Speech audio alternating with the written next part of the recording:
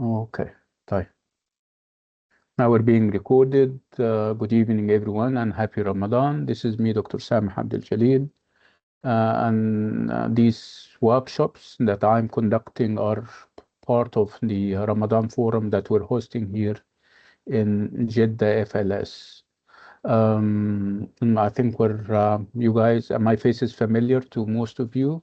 For those who don't know me, I happen to be the head of the English department here in Jeddah, Arab Open University, of course, Saudi Arabia branch.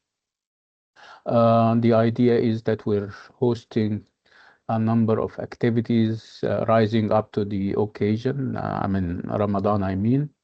And we invited nice people to be part of the project, and lots of people very lovingly are going to contribute. Before I start my workshop, I would like to share with you the schedule, because it's not about me. There is more to the forum than just the series of workshops that I'm giving. Let me share the schedule and perhaps give you hints and glimpses into what is ahead. We're conducting this effort for 3 weeks. We're meeting 3 weeks, 3 days every week, and we're starting from 11 p.m. and we finish at 2 p.m. Sometimes we have one long session like today, for example.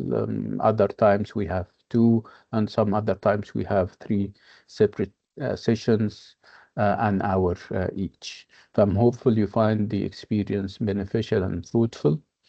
I said, I want it to be bi-directional. I don't want to be talking all the time, and you guys are seasoned teachers, you know all about it. We're kind of sharing experience. Let me share the timetable of the whole forum, and then we start our session, inshallah.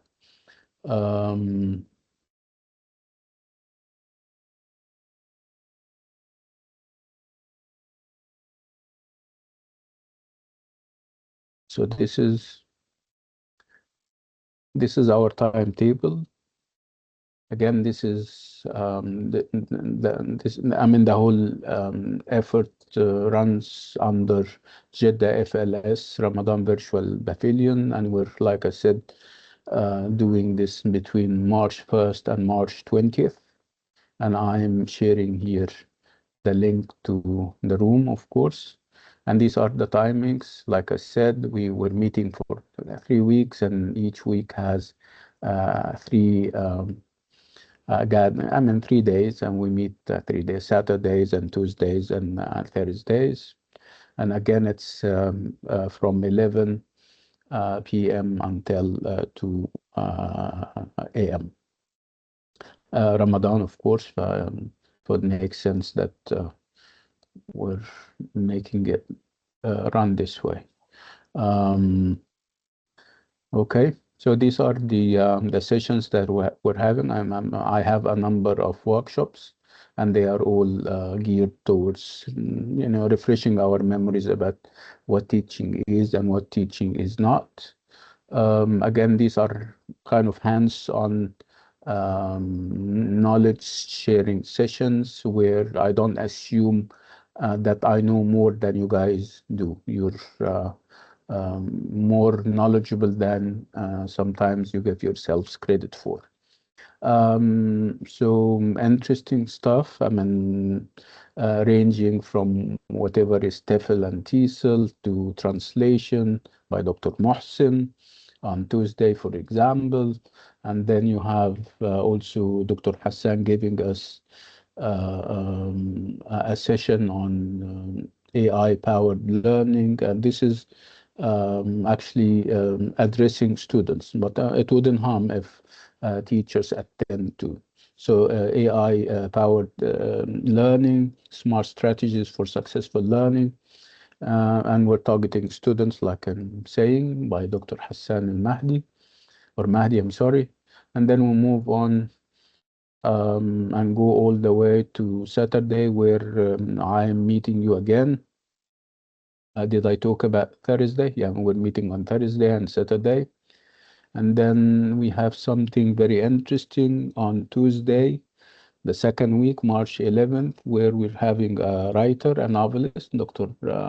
Said Madbouli, who happens to be a colleague also, and he wrote a couple of novels, and one of them is autobiographical, and it's going to be interesting to kind of engage with him and talk to him about the whole thing. He's going to give us some kind of overview, and then we engage in a discussion about the novel and the whole idea, inshallah. On the same night, we will have Dr. Ola Katana from Jordan branch, Arab Open University, and she's going to talk about the MA program over there in Jordan. This is a literature program. She's going to expand on what they have for the. She's going to talk about the program across the branches and perhaps focus more on the Jordan branch. And then we meet again on Thursday for a couple of sessions, one with me, a part of the series, and we have Dr. Shahra Beloufa and myself giving also a session on AI-powered lesson planning, designing, engaging, and effective learning experiences. And then we have another Saturday where we're meeting again. And then on Tuesday of the third week, we're having Dr. Mustafa Thabit giving us also, he's going to kind of navigate the Saudi novel. He's going to talk about how they started and how they developed. And mashallah, the Saudi novel is now over the place. He's going to talk about the whole experience from appropriation to inspiration. And then we will have Noura Ahmed, who happens to be a novelist and a poet. She's going to share some of her work. She's going to kind of read some of her work. It's going to be also engaging, I promise you. And we have Layan. Layan is one of our, she's no longer a student, a brilliant graduate of ours, and she's going to also talk about poetry. Obviously, that day is going to be all about creative writing, whether it's novel or poetry.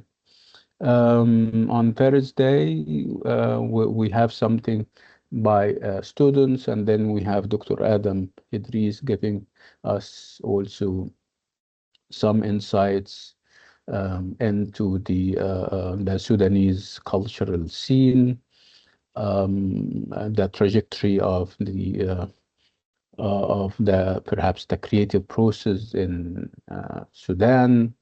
He's going to also navigate the complexities of literature over there. He's going to also talk about perhaps يعني, about geography and how sometimes geography determines a lot of things. And then we're going to end with me again, and for perhaps the last time. This is going to be our sixth session. We also have something by Mr. Mahdi Youssef, who also happens to be a novelist. He is also Sudanese, and we're trying to fit him in on Tuesday. So it's going to be March the 4th, where we're going to have Mahdi between 12 a.m. and 2 a.m. inshallah. He's going to be here somewhere here. Okay. This is basically what we are in for 3 weeks, inshallah. Somebody's raising her hand. Is it by accident or by design? Dina, would you like to ask a question or something? Okay. I scared you off, right? No, thank you, doctor. It was at the beginning when you asked about if we were hearing you or not. So thank you for your attention. Thank you very much. You're welcome. Okay, so again, I'm encouraging you to attend and also invite your students to attend. Yeah, let's see what will happen. Now let's focus on what we have tonight, which is my session on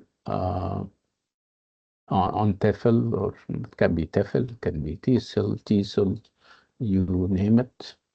Let me share my slides and we are on our way, inshallah. Yeah, let's do it.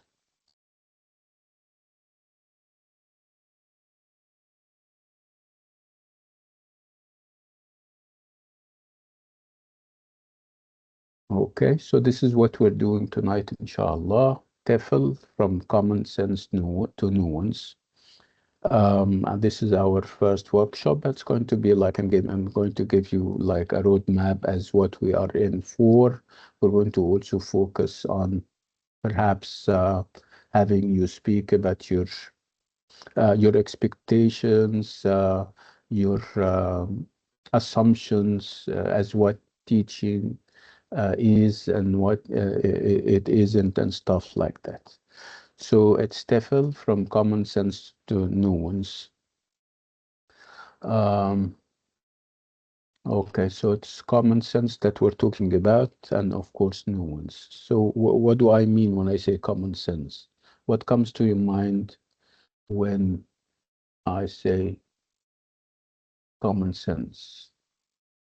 What is common sense? Or is it a good or what is, or is it obscene, or what? What do you think when you hear the word common sense? Yeah.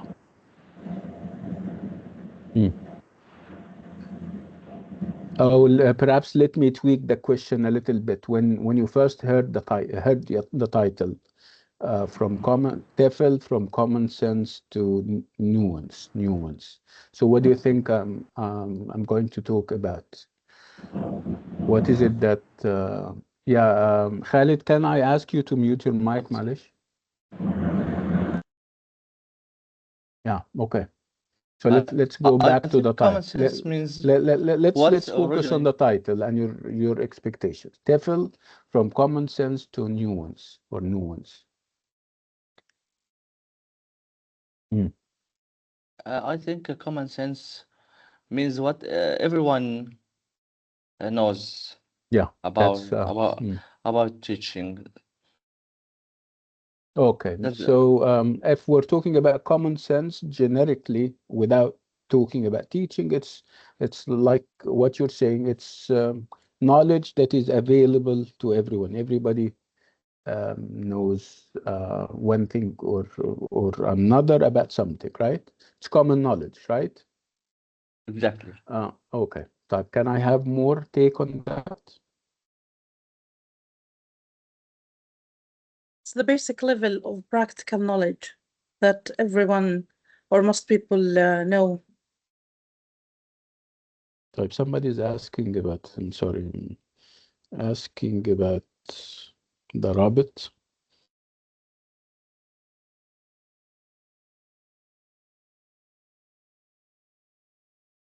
which is very disruptive. Yeah.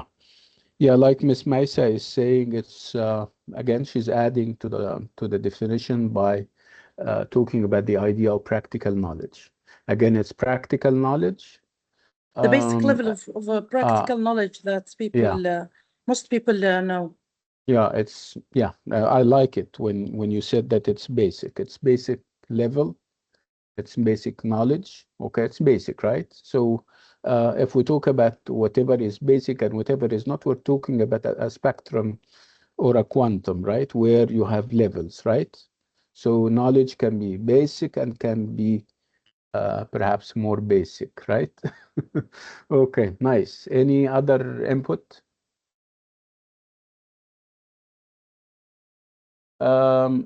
Sometimes, writing or typing is disruptive. If you would like to come to the mic, and if your mic is, alhamdulillah, كويس and everything, come to the mic and share with us. Don't deny us this opportunity by typing. Typing is can be disruptive. It's not available for everyone. Okay, طيب. So basically, common sense is about knowledge that is common to everyone and that is basic, right? Yeah, nice, good. So this is common sense. How about nuance? So obviously we're moving, and this is a trajectory from common sense to nuance. Does it mean that nuance is a good thing? What is nuance? Or nuance, or whatever the pronunciation is? What do you think? Tell me. Assalamu alaikum. Good evening. Alaikum salam. Alina, hi, how are you? I'm Alina. Yeah. Ramadan Mubarak to everyone. Ramadan Mubarak alayki. Thank you for this opportunity and for this invitation. Well, I've been a student at Arab Open University. That's why I'm in this group. And You're Dr. more Sam than welcome. had the kindness to invite me. Well, I don't know what to say, what nuance would mean. I think nuance refers to studying something in depth, being more detailed about something. Okay, nice. That's my opinion. I don't know. Yeah. It's you're very close. We're talking about if common sense about knowledge that is readily available to everyone, nuance is not so. If we talk about nuance knowledge, it means that it's something that you go for, something that you exert effort to have or attain. Okay, so this Doctor, is can we say it's something deep? Yeah, and depth, of course. Depth is key here. We're talking about a deep level of understanding of something. Okay, so obviously, a deep level of understanding does not happen to everyone. You'll have to have the will. You will have to have the motivation, right? So it's about going out of your way to achieve something, right? Okay, so we're moving from whatever is commonsensical about teaching, obviously, to whatever is, More specialized, I think, also. yeah, it's the difference between, whatever is, what do they call it? Whatever is innate, perhaps.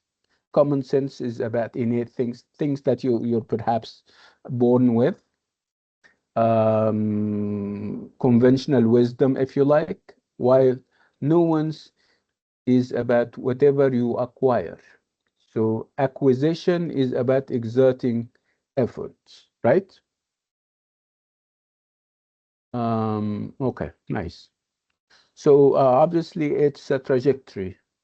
It's a journey that we are on. So we're moving from common sense to nuance. Okay.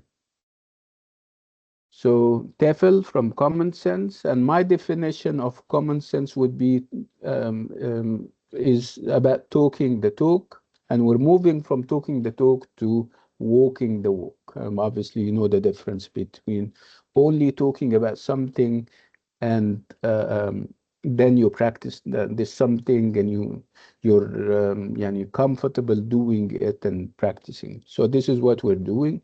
So TEFL from common sense, which means in my assessment talking the talk, to nuance, which in my assessment means walking the walk. So it's yeah, go ahead. We can say nuance like a destination we need to reach. Yeah. It's like I said, you have like a scale or a spectrum, and you're moving from whatever is basic to whatever is advanced. Okay, and obviously, you have it's a journey, like I said, a journey of knowledge, of exploration, and everything in between. And this is the definition of common sense.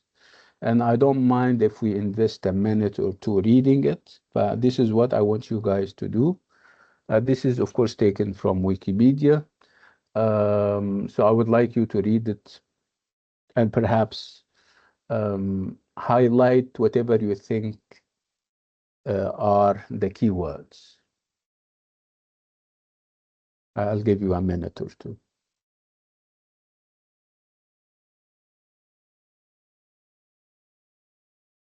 I'm also reading along.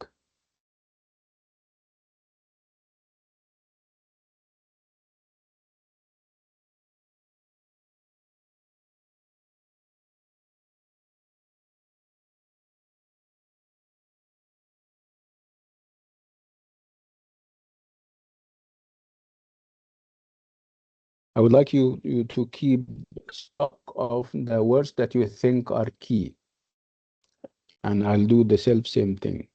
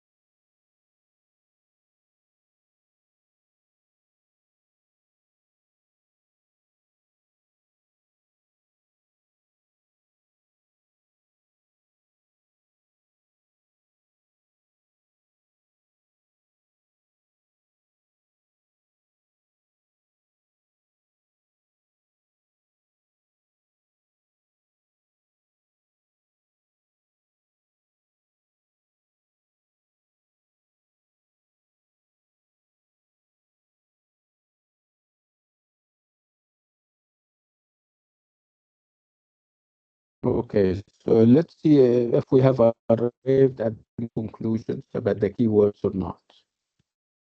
I think keyword is first Yeah, universal.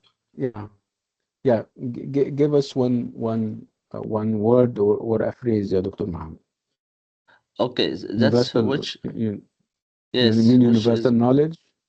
yes, Okay. universal knowledge. Yes, I think. Okay, nice. What else? Everyone. Yes. Okay. Can we have other Okay, people? for Samih, we can find the word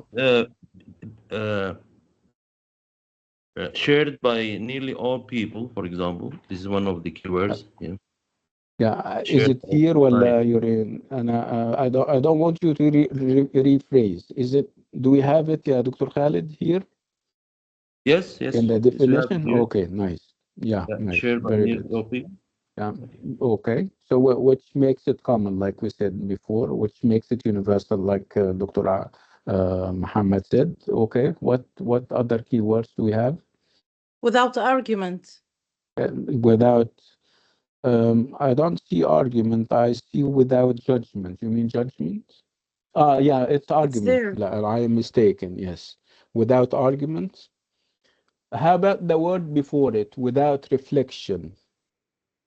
What do you think? Without reflection. Right? I think the phrase without reflection is also very telling.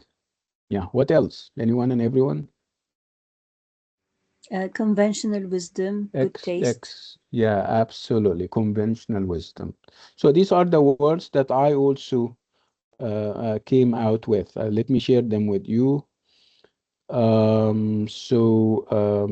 Knowledge, of course, reflection, without reflection, without argument, and conventional wisdom. Okay? I think it's clear at the back of our minds. We're talking about knowledge that is accessible to everyone. Of course, depending on the field, right? Okay, what kind of knowledge is this that is accessible to everyone? It's knowledge that is basic, that does not require efforts in retrieving, right? You don't need to reflect on something.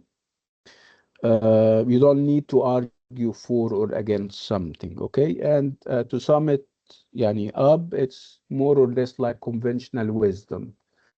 Yeah, something that we know is right without arguing about it, good or bad. Yeah, that's true. Okay, and these are, again, these are the words that I think are key. So knowledge, like I said, judgment without reflection, without argument, the basic level of practical judgment. And you also have the word conventional wisdom at the end. Yeah, nice. Good. So what do you think is commonsensical about teaching in general and teaching English as a second language in particular? What do you think is commonsensical about teaching in general and teaching English as a second language? Yes, Doctor. guess- I think we have time for everyone. Yeah, go ahead. Go ahead. I think we have Maisa, and we also Yes. have. Go ahead, Maisa. Common sense and teaching English as a second or a foreign language includes using gestures, for example, visual aids, repetition, encouraging practice, speaking clearly to students, avoiding, for example, complex vocabulary, like basic things in teaching or basic theories in teaching. Okay. So, you mean these are things that every teacher knows without having to receive further training, right? Yes, yes. Other These than are practical strategies. Yeah, okay, that's interesting. I think somebody else wanted to say something. Yes, Dr. Sami. I think uh, one of the commonsensical features of teaching English as a foreign language is to teach the students the structure and the grammar of the target language. I Okay. think. Yeah. Okay. Right. I think who else wanted to say something? Yeah. Part-time 6 to 6. Yeah, go ahead. Yeah, hello, Dr. Samah. Yeah, hi. If I would answer this question, I would say I'm sorry, I cannot recognize your voice. What's your name? I'm Fadwa, Doctor. Fadwa, hi, how are you? Yeah, go Doing ahead. well. How are you, Doctor? Thank you Alhamdulillah. for the chance. Yeah. So I would think about knowing your student level, your student's level. Okay, we consider this as a common sense. But usually we think that I know my student level, but in a practical way, we don't know till we teach them. Yeah. Okay. So Thank you. this is yeah. Okay. Yeah. Okay. Go ahead. Thank you. You are. Yeah, no, I'm done. Okay. Thank you. Common sense may be also related to methodology, and I think all teachers consider, at the beginning of their career, that put in their minds or without experience, they start by lecturing the subject without a lot of participation. So it depends. It becomes teacher-centered classes instead of being student-centered classes. Yeah, this is not, and this is perhaps a misconception or perhaps an assumption that is not correct. I'm talking about whatever is. And remember, if you go back to the definition, we're not saying that common sense is bad. We're saying that it is a basic level. Okay, what you're referring to is a bad practice. I wouldn't consider it common sense, right? Okay, yes. Yeah. I was thinking also about considering the needs of the learners. Absolutely, yes. So we have to adjust the way we teach according to who's The learning. needs. Yeah, that's Yes. a good point. So if this is all commonsensical, why things go wrong in class? is it, are we thinking along the lines of easier said than done? People can talk all they like about theory, about, right? About managing classes, but when it comes to actual teaching, something, things go wrong. Okay, fine. Performance. Yeah, it's the difference between theory and practice actually. Competence and Okay. performance. Okay, so this is I also did my homework and I came up with a number of what I assume is common sense in teaching. What are they? One of them is that I don't know whether you're going to agree that this is commonsensical or not. The class is about the students, not about me. Teacher talk should be kept to an absolute minimum. Grading my language is important. I should give clear instructions. I should monitor. I should use English, of course. I should plan my lessons.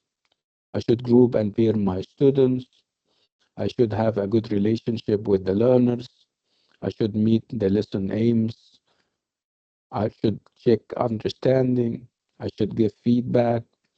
I should establish rapport. What do you think? Do you agree with these things? Do you think these are Yes. basics? These are Yes. commonsensical? Yes, they are common Yes. sense. Classroom management. I think they are most of them related to Oh, classroom yeah, management. Yes.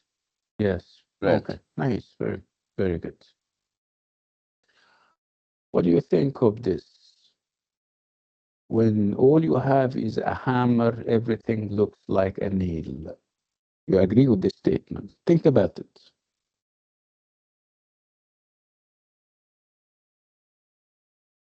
It needs reflection now.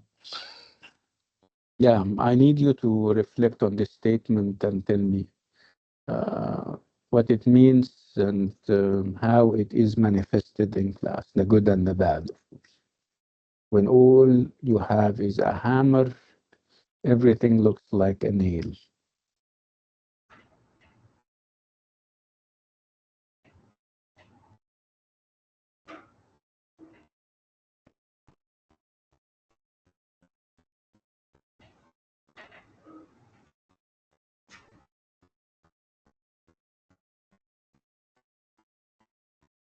I think Nuance started early. Mm. Mm. Doctor, I think this is, of course, it's correct. When you have only one thing, one tool, you will use it for everything. So yeah, this is it's true. This is correct. So this is a good practice or a bad one? Of course, it's a bad one because in teaching, if the teacher has only one method or one strategy in teaching, he or she is going to apply it for everything. It will be his own main tool to depend on. This will be challenging for him or her. Okay. Because they will ignore the importance of interaction, context, creative thinking, and the other criteria. Okay, nice. I need more people to talk about it. Yeah, what you're saying is, of course, absolutely correct, yeah, Maisa. But I need to check if the idea is clear. Are we talking I about think, a good? Sam, I think Yeah, the go ahead, teacher, Dr. Khan. the teacher should know the learning styles of his students. Are they visual students, kinesthetic? Okay. No, it's not about that. Yeah, I know this is part of it, but let's unpack the idea. The idea is about what, Khalid? It's about knowing one single strategy and one single tool, and because you don't know any other tool or strategy, you use this tool or strategy all the time. So this is what it means. And So then I think comes the assessment. Is this good or bad? What do you think in your assessment? Is this good or bad? No, it's bad. Absolutely Okay. bad. Yeah. Okay. So which would bring us to the idea of knowledge. Do I know that I only have one single tool? And sometimes you're either you don't know that you don't know, right? Yeah. Sometimes you are under the impression, the false impression, of course, that you know when you don't know. And of course, knowing, people also realize that the more you know, the more they know that they don't know. But this is obviously a very high level of, But let's focus on those who have only one single strategy or framework or approach, and they stick to it all the time. And sometimes they don't know that they are doing that, right? And sometimes they know and they are arrogant about it. They don't want to change, right? They are so set in their old ways. Okay? Yeah. So when all you have is a hammer, everything looks like a nail. Yeah, and we all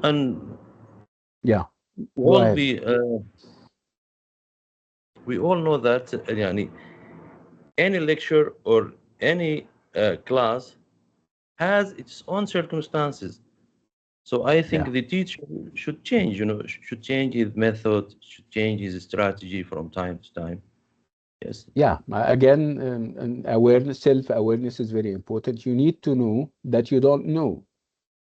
So if you don't know that you don't know, you're not going to change, obviously, because you don't believe that you have anything to change, right? I think yes, that's right. Okay. So, speaking of not knowing that you don't know, we have this psychological phenomenon that is called the Dunning-Kruger effect. Are you familiar with this? The Dunning-Kruger effect. What is that? Any idea? Those who are interested in psychology? Somebody's raising his or her hand. Dr. Sam, I was thinking about the previous part. Okay. Okay, that's fine. Related to the method, yeah. That's fine. Okay, so what is this Dunning-Kruger effect? Again, it's all about this idea that you are either overestimate your abilities when and where you don't have any, or you're ignorant that you don't have any. Okay, so this is the Dunning-Kruger effect. I would like you to read it and tell me what you have understood.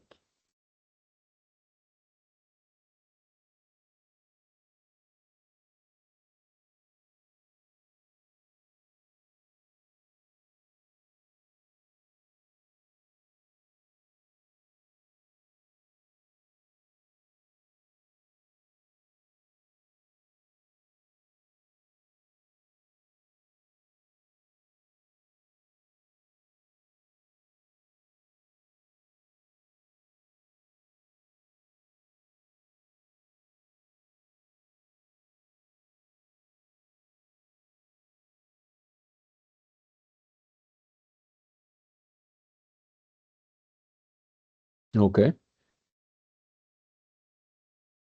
I think it's exactly as you said. The more you know, the more you discover that you don't know. No, here so obviously he or she doesn't know that. No, she didn't, or he doesn't obviously make the effort. No, it's somebody who doesn't know, but he or she is under the impression that he knows it all. It's about exaggerating your abilities. You think that you're better than everybody else, that you have enough Okay, so it's about overestimating your competence or your ability. It's basic knowledge that you're having and you think that you have everything. This is what it means. Okay, so what do we have here? It's a pyramid, right? What do we have here? It's hierarchy, right? Okay, when we talk about pyramids and hierarchies, what comes to your mind readily? Thinking skills. You mean a pyramid of skills? Yeah, low A skills and hierarchy high of skills? Okay, you're saying low skills and high skills, right? Which means Yes. that we have levels. Layers, yes. When it comes to skills and knowledge, we have levels of knowledge and levels of skills, right? And obviously we differ. Some of us have high skills and some others have low skills, right? And some of us don't have any. Is this what you're trying to say? Yes, of course. Okay, right. So what is competence?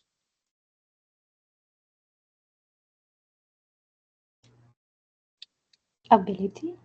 Yeah, the ability to do something, right? Or know something for that matter. Okay. Yeah, this is what it is. Okay, so competence means the ability to do something. Okay.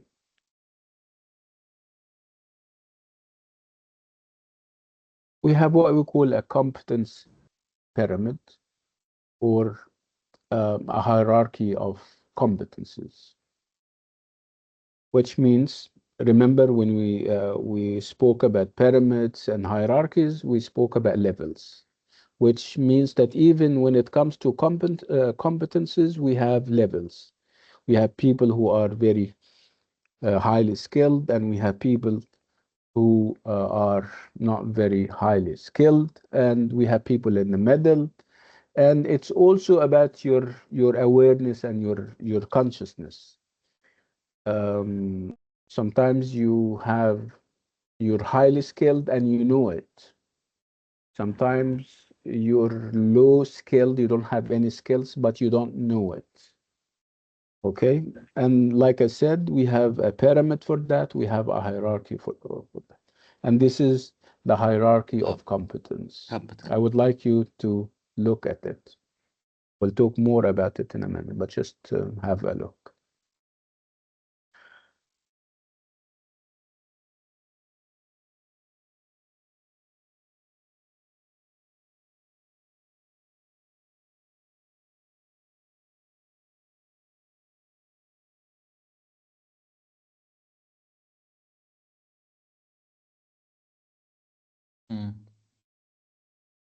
Okay, طيب.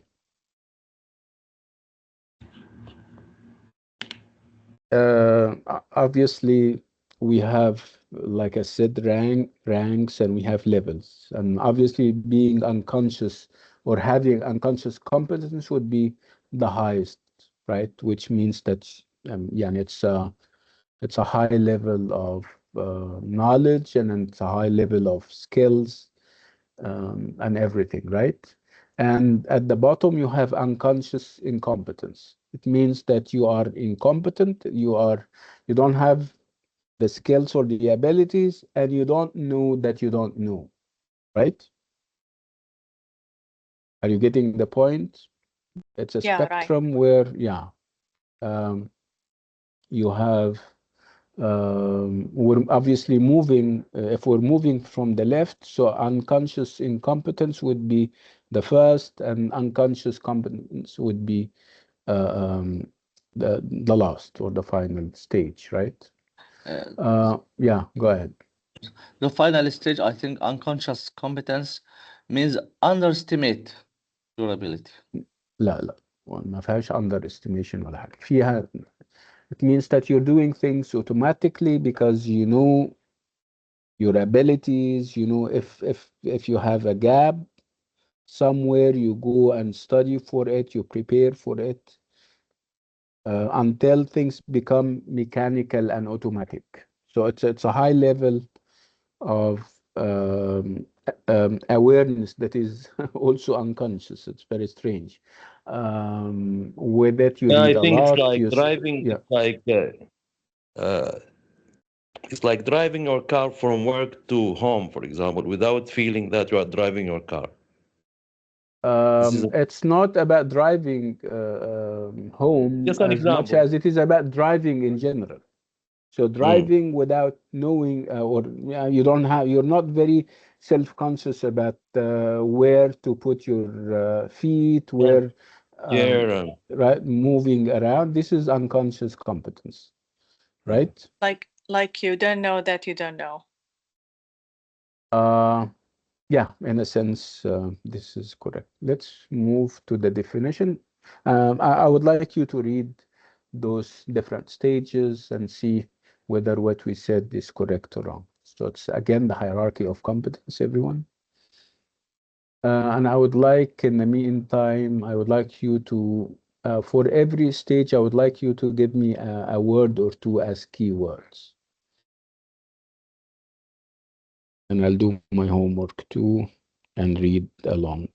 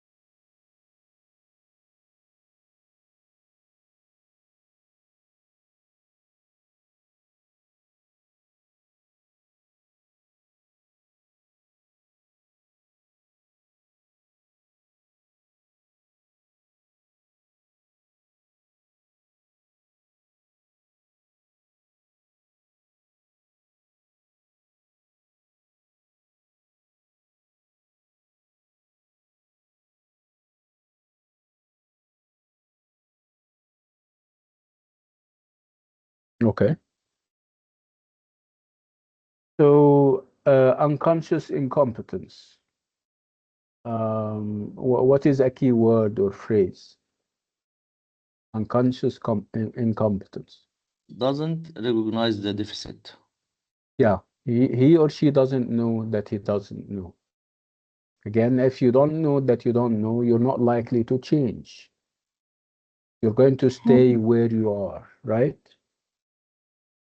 How about the second one? Conscious. Deny the usefulness of the skill. Excuse me? Yeah, Deny you're the talking about the. usefulness. Yeah, because you simply don't know that you don't know, Alina, right? Yes. Oh, yeah, okay. Let's move to the second one, conscious incompetence. Recognize the deficit. Okay, so you know that you don't know, right?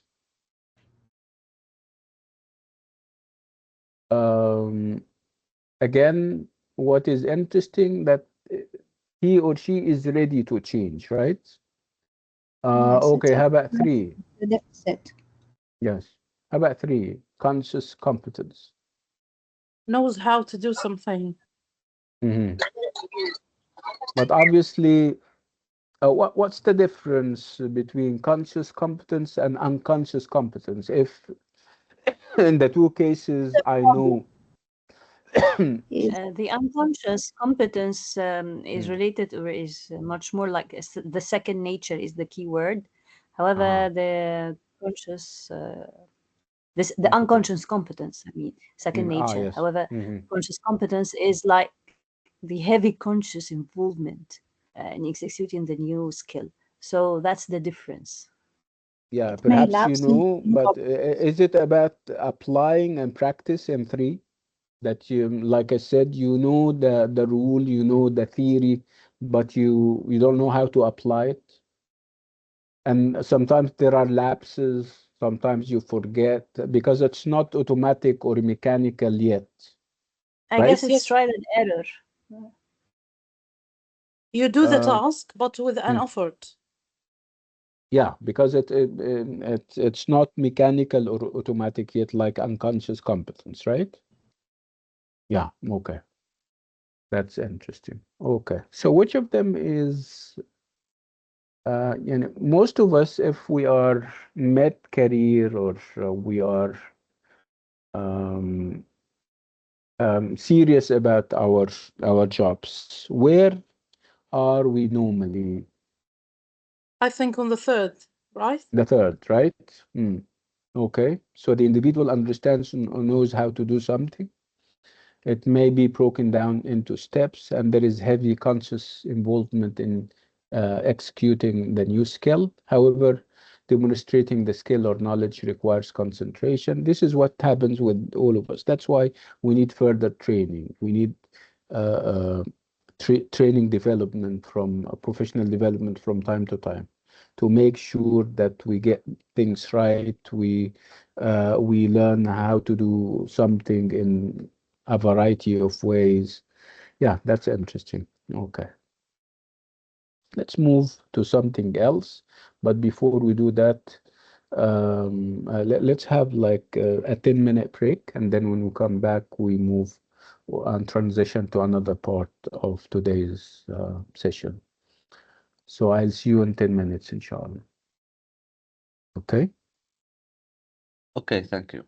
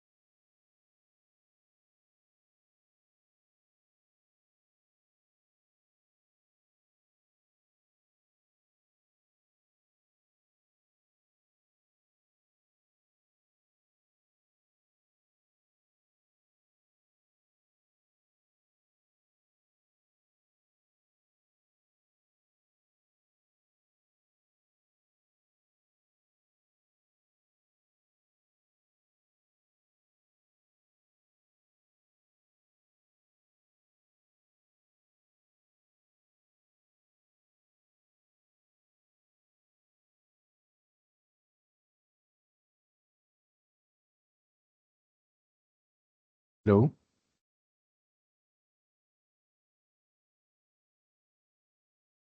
Hello? Can you hear me?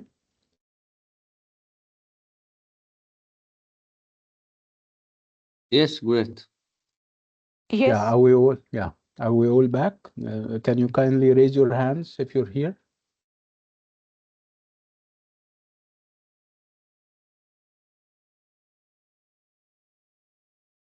Okay, good.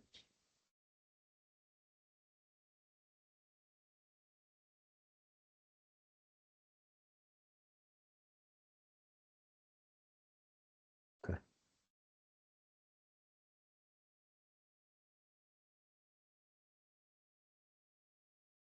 Right, yeah. So before the break, it was all about this trajectory from common sense to nuance and how we are going to go about it. That took us to talk about competence and the hierarchy of competence. And now we're going to talk about a very interesting thing, which is our beliefs and assumptions when it comes to teaching. Um, Sometimes you have assumptions or you have had assumptions, but over time, through experience, you are ready to stop and think about them and rethink the whatever you used to do and start afresh, do something in a different way because, like I said, you started to believe that you had perhaps what? Not the right assumptions. Um, Having assumptions is not bad at all.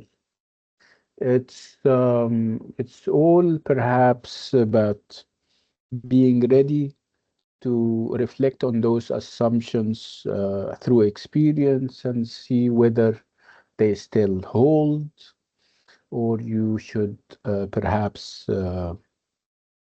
rethink them, especially when it comes to their implications in the classroom.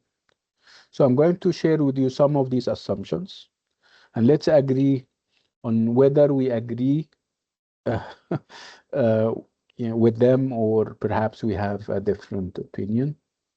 And whether at one point in our careers we used to believe in them or not. Let's take one assumption at a time.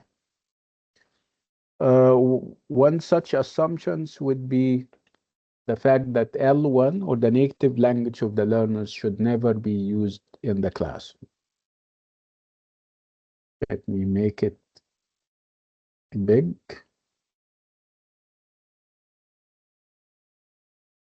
So the native language of the learners should never be used in the classroom.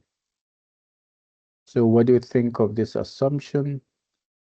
Yeah, I think we have lots of people. Yeah, we have enough for everyone. Yeah. Okay, Miss Maliha, go ahead. Yeah, I still think that the learners should not use their mother tongue, rather, they should use their native, the target language, and this will help them practice and they learn more through it. But sometimes, yes, they can use their native as well, language as well, just to understand or to clarify or to, you know, there are Yeah. some concepts which they need to understand fully. So, in that case, yes, but it should be limited to a word or a phrase or a small sentence. Mostly, they should You practice. shouldn't be making a career out of it, like they say. I mean, you leave the second language, the target language, and explain everything in the mother tongue. This is what you are against, right?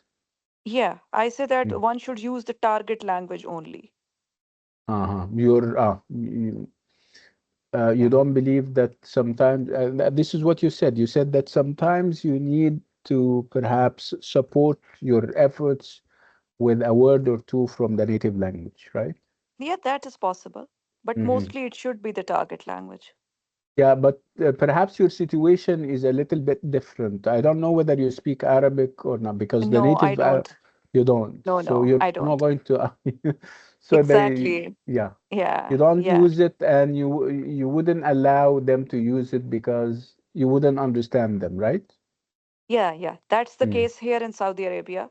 Before mm-hmm, that, I was in UK, and mm-hmm, still we used only English. And I had students from China, Japan, Spain, and mm, other European countries. But yeah. we could only speak in English because I couldn't understand their language. Yeah, this is So, also, yani, for practical exactly. reasons. You Yeah, did yeah, you didn't because you have exactly. so many native languages. You cannot Yeah, obviously yeah, speak to them with all of them, because obviously you don't know, yani, yeah, perhaps all of them or none of them, right? yeah, yeah. Yeah, yeah. That's the reason. But in countries like Saudi Arabia, where the students are homogeneous in terms of, I mean, they come from the same country, the same ethnicity, the same Mhm. age group, the temptation to use the native language is there, right? Yeah, yeah. Hmm. Even when I was in my country, I tried to Yeah. use English. For instance, I've always been an English teacher, so Mm. I mostly used English. I used to have all my lecture, my class in English, but there were sometimes, some Mm. things which need some explanation, and Hmm. sometimes there are some proverbs or some translation Yeah. related things which you need to sometime tell in their Well, own language. yeah, I mean, this is a good practice. The idea of comparing Yeah, and contrasting between the two languages in grammar, this is obviously a good thing, right? yeah, yeah, So yeah. in this case, yeah, so it's about the judicious use of L1. We're not saying that Eh, L1 yeah. is bad No, no, no, or I'm not saying bad it's news bad. in its entirety, but there are situations where you can use it to support learning and for Exactly. things to move on. Yeah, that's Yeah, a good yeah, yeah, idea. Yeah. yeah. Thank you so much. Can we have Thank somebody you. else? You're welcome. Yes, I think two words only. Illustration, for illustration and confirmation. We can use um, native language. Whatever that means. Can you Illust elaborate? yes, illustrating some ideas that are vague for students. They can't understand it. It's difficult. It's above their level sometimes. So I have to resort to native language to make it Um, clear. Yeah, I think if only you change the word explanation and use perhaps giving instructions or eliciting. I mean, because people don't explain anymore. And explanation means that you're going to talk for you and for them. Teacher talk time is going to be very high. Refrain from using the word explanation. Explanation can be broken down into giving instructions, right? Into Yes, eliciting, right? We don't explain anymore. Okay, that's a good point. great. Thank you, Dr. Muhammad. Thanks. Somebody is raising his or her hand. Go ahead. Yes, doctor. Yeah. I think this is a false assumption because this will be my last choice to use Hmm. the students' native language for the purpose of engaging more students. Some Hmm. students don't have the enough vocabulary or the language to participate, and I need Hmm. them to be engaged with me in the participation. So So I will. why don't you give them this language in an earlier stage? You give them the language, and then after later on, you when you engage them in conversation, for example, they have the language. Yes, of course. Mm. Yeah, I do. But Uh, sometimes in discussions, in, for example, role playing and critical thinking, mhm. they need sometimes to depend on a very little Arabic. So Mhm. why not to rely on this for a very small Uh, extent? yeah, but yeah, again, people don't make a career out of it, right? Yeah, thank you. Can we Of have course. somebody else? Yeah. Can we have people who are what do they call them? English only absolutists, absolutism. people who believe that we shouldn't speak Arabic or the native language for that matter under any circumstances. طيب, alhamdulillah. So using the native language is not a sin against the Holy Spirit. This is the title of an article I wrote about that, and I'll refer you to this article later when we finish this session, inshallah. Yeah, let's move on. This is another assumption. Good language learners usually have high IQs.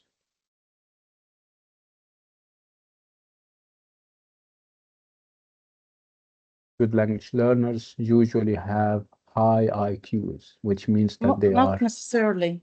Mm, It depends yeah. more about practice and how much motivated these students or these learners are. Let me ask you, how dangerous is this statement for the teacher? If the teacher Sorry, has Doctor, this again? assumption, yeah, and I'm talking about how dangerous this statement may be. It is very Well, dangerous. yeah, if the teacher is embracing this assumption, what do you think? Tell me about it. How dangerous is it? Yeah, does this mean that students with low IQs would not have the chance to learn the language? This is not a good thing. Yeah, obviously you're fighting a lost battle, right? A losing battle. If you're half,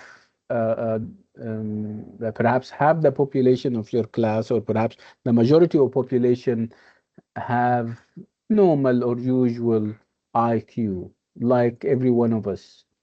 So if you're assuming that they have to have high IQ, you're not going to try, because that's determinism here, right? It's something natural, and you're not going to fight nature, obviously. So it's you're not going to try. How about that? Yeah, Alina, go ahead. You're raising your hand. Yeah, I thought that if the teacher thinks that the students have a high IQ and probably they have some knowledge in the target language, might feel threatened or somehow not know what to teach this student. So this might inhibit, because I'm a teacher myself, so you meet some students that had some education outside, or I don't know how they got this education, but you feel somehow threatened. Let's say maybe the word threatened sounds quite harsh, but you feel challenged, let's say. What should I teach a student who has already a background knowledge and has a high IQ also? Maybe this opens another chapter. Yeah, that's an interesting point that you're bringing to the table. The idea that it can be inhibiting and intimidating for the teacher. Challenging. Yeah, I used a very harsh word, and that's fine. That's fine. Yeah. Okay, can we have somebody else? Yeah, somebody's raising his. Yeah, go ahead. I think the direct consequence of this assumption is excluding the majority of students. Yeah. Again, you're not going to even try, because you know that it's determinism that will have. It is determined. It's Yes, exactly. some kind of it's a cognitive and biological thing that you cannot obviously change. Yeah. So we're all agreed that this is a false or a bad assumption. And it's against Chomsky's assumption that about he spoke about language faculty in the brain, that that's separate faculty, separate part in the brain that's related to language learning and language speaking. Yeah, in a sense, yeah. Okay, let's move to this assumption. Learners' errors should be corrected as soon as they are made in order to prevent the formation of bad habits. And I would like you to think about it. Learners' errors should be corrected as soon as they are made, those errors, of course, in order to prevent the formation of bad habits. Think about it. I think it depends upon the target, the The learning target target. was, you mean the aims of the lesson? No, I mean whether am I for fluency or am I for fluency or Accuracy. accuracy? Yes. Yes. Yeah, But errors these are are welcome aims. in These are our. aims, right? That's correct, Doctor. Yes. Mhm. Okay, so you believe it depends on whether you are teaching fluency or you're perhaps teaching grammar, where accuracy is the ultimate goal or aim, right?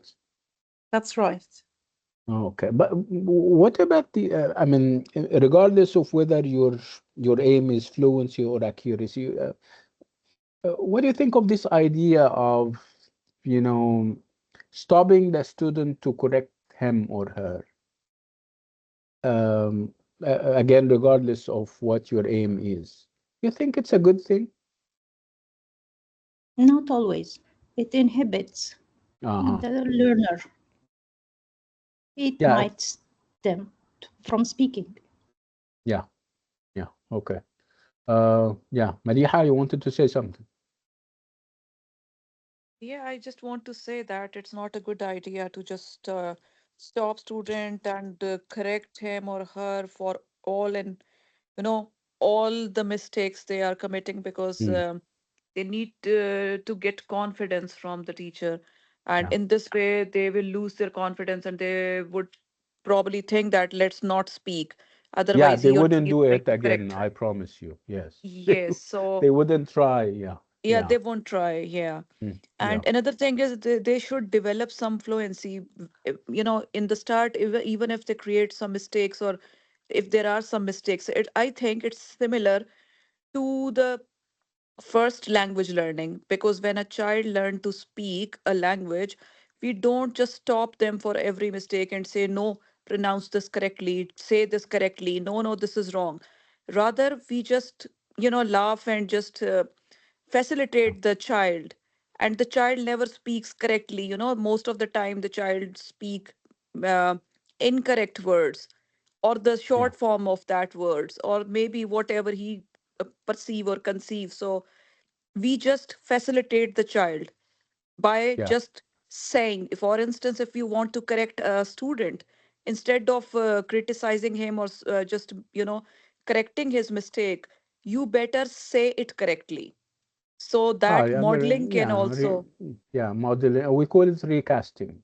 So Yeah, you say, recasting. yeah, you say the same thing, but Exactly. in a way that doesn't yani seem that you're correcting.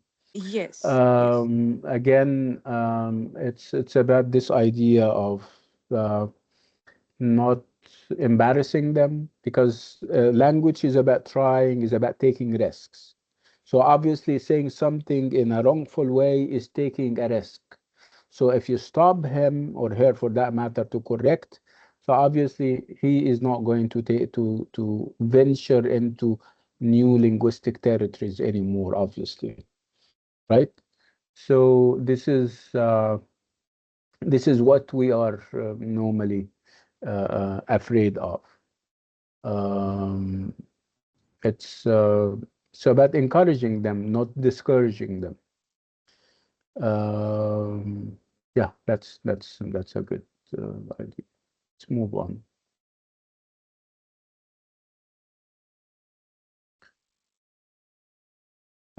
All language lessons should have very clearly defined learning objectives.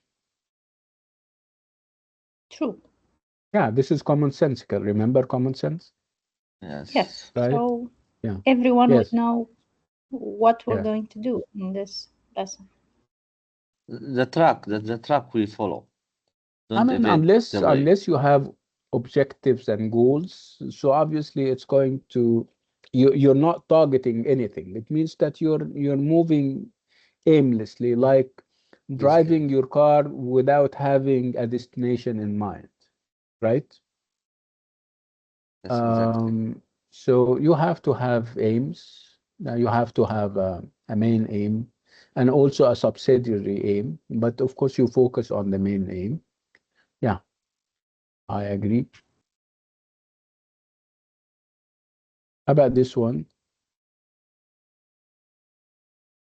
So most of the mistakes foreign language learners make are due to interference from their mother tongue.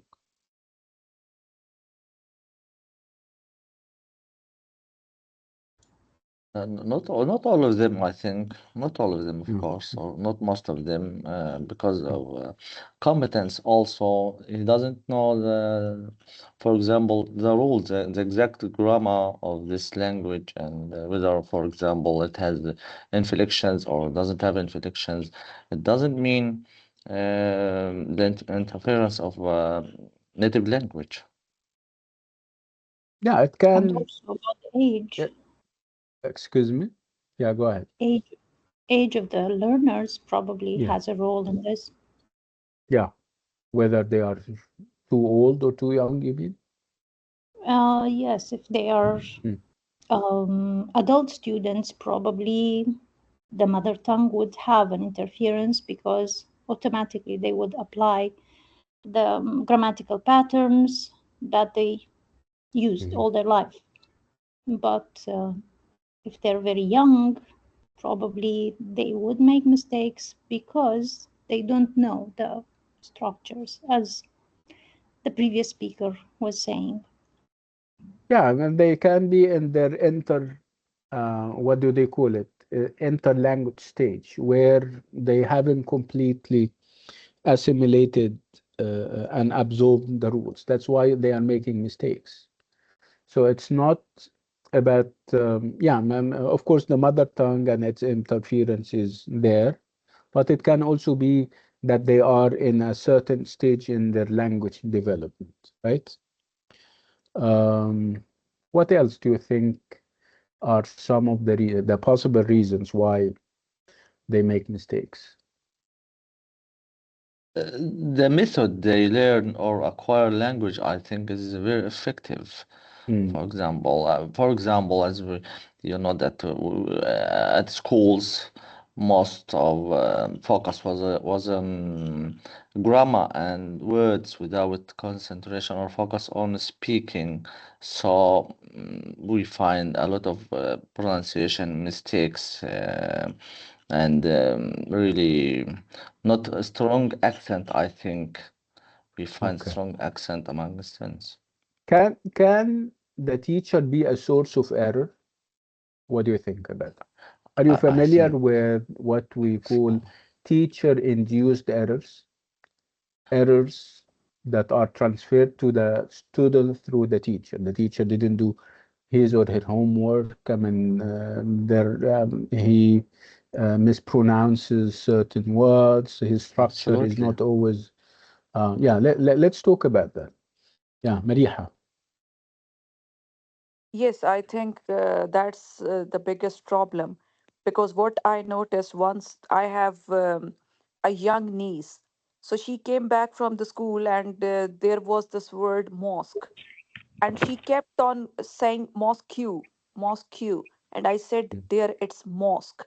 So she said, "No, my teacher said it's mosque." And then she was like on the verge of crying that, "No, no, my teacher will be angry. I'm going to say it mosque." And then I told her mom that talk to the teacher, tell her Mm, very politely, nicely, because okay, mm, it's not our own language, it's not our mother tongue, but mm, just tell her that you better come prepared to the class. Just because nowadays it's very easy, just check the pronunciation instead of inducing mm. the mistakes and all that. And the children, they, especially the younger ones, they say if my teacher is saying that, that is the Yeah, last word. their So teachers are their gods. yeah, A yeah. So teacher we is need a to be Yes, god. very Yeah, careful. yes, yes. doctor, I had the same situation with my son. Uh-huh. He trusts his teacher more than Mm. me. Yes, yeah, yeah. It happens with all of us. Yeah, it always Uh. happens.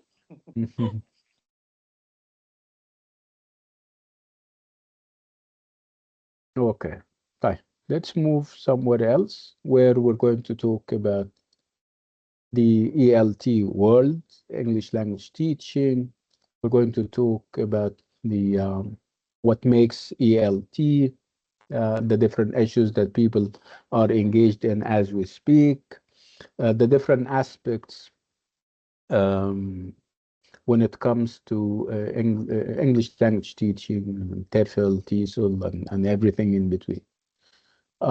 So when we talk about ELT, we talk about all those or all these things that you guys are seeing on the screen. We're talking about language, we're talking about language skills, language systems, methods, frameworks, assessment, classroom management, and of course the ELT issues that the world of ELT is grappling with.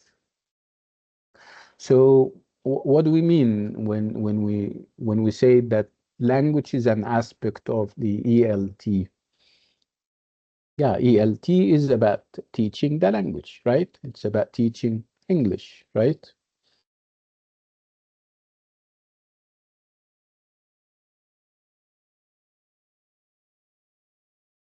So, of course, we talk about what language is, why this language and not that one. We talk about language acquisition. We talk about teaching and learning the language.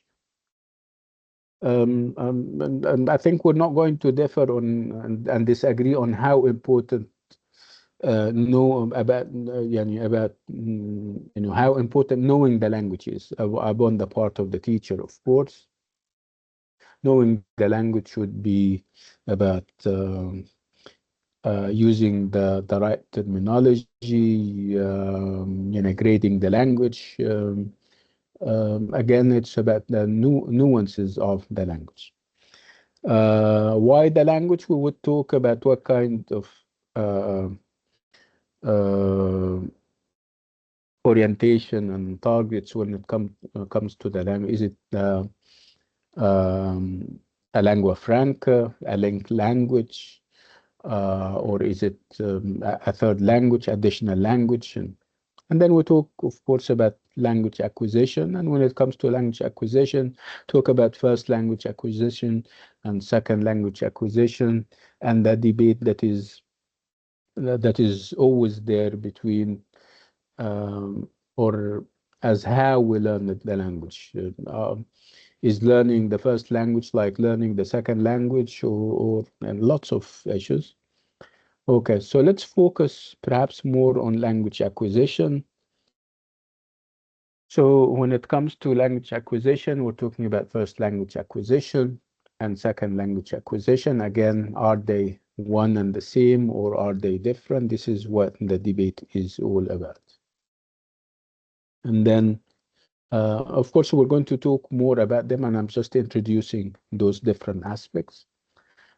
Teaching and learning the language. And this is obviously what we are here for as teachers of the language, and at one point we were also learners of the language. So we're talking about different types of or different varieties of language learning and teaching. We're talking about teaching English as a foreign language. We're talking about teaching English as a second language. We're talking about teaching English as an additional language and teaching English as a lingua franca. I think you're familiar with these different varieties of English language teaching, right? And then we talk about what we teach. We teach one of two things or one of two categories. We either teach skills or we teach systems.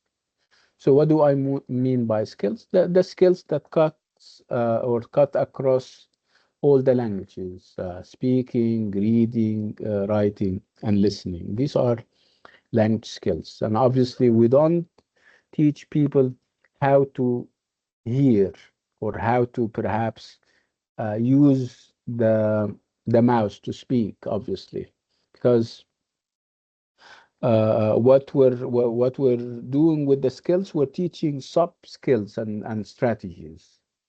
We'll talk more about that, of course.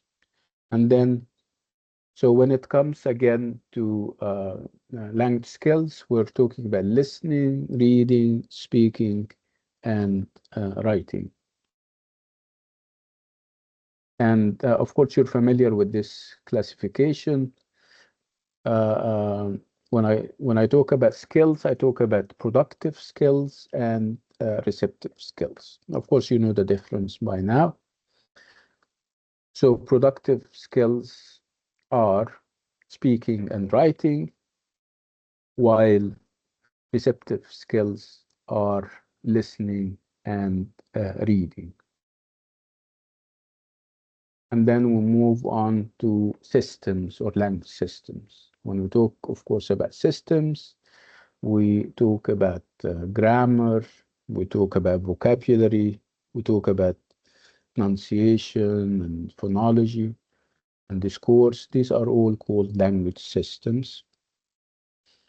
So lexis is another fancy word for vocabulary, grammar, phonology, which is obviously a fancy word for pronunciation, and discourse. We're familiar with that, I think, and we'll have occasions where we're going to talk about each one of them independently. I'm going to stop on this note and with this item because it's our first class or our first session, and I don't want to kind of tire you. I think we have room for questions. Do you guys have any questions?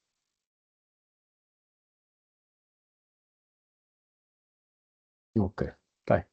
When are we meeting again? Because the days are the same, but we may sometimes I change. Sometimes I start at 11, and sometimes I start later. Let me tell you when and at what time our next session is. So this is our timetable. So we're meeting again on Thursday, and it is also at 11. We're meeting at 11. Okay, is that clear for everyone? We're meeting on Thursday this week at 11 p.m. also.